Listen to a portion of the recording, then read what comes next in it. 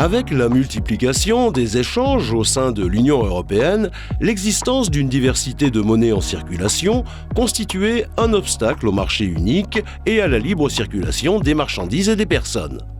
Ainsi, avant l'arrivée de la monnaie unique, quand une personne voyageait à travers les pays de l'Union européenne, elle devait changer de monnaie dans chaque pays. En partant avec 1000 Deutschmark, sans effectuer aucun achat, mais simplement en payant les frais de change, à son retour, il ne lui restait plus que 500 marks. Aujourd'hui, quelqu'un qui partirait avec 1000 € reviendrait avec la même somme.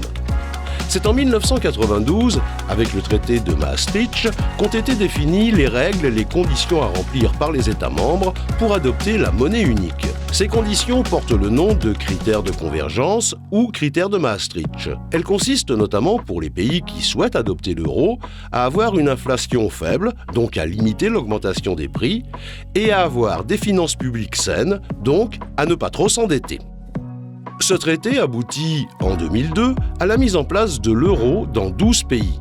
Aujourd'hui, cette monnaie est partagée par 20 États membres de l'Union européenne qui, ensemble, constituent la zone euro. Près de 350 millions de citoyens l'utilisent. Le Danemark a obtenu un accord qui lui permet de conserver sa monnaie.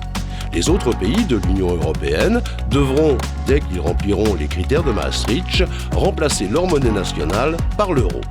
Pour gérer cette monnaie unique, les pays de la zone euro disposent d'une banque centrale européenne indépendante installée à Francfort, en Allemagne.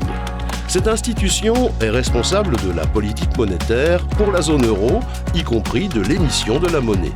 Son principal objectif consiste à assurer la stabilité des prix et à préserver la valeur de l'euro en ajustant les taux d'intérêt pour ses activités de prêt. Depuis 2014, la Banque centrale européenne surveille les principales banques de la zone euro pour s'assurer de leur solidité financière et prévenir les crises.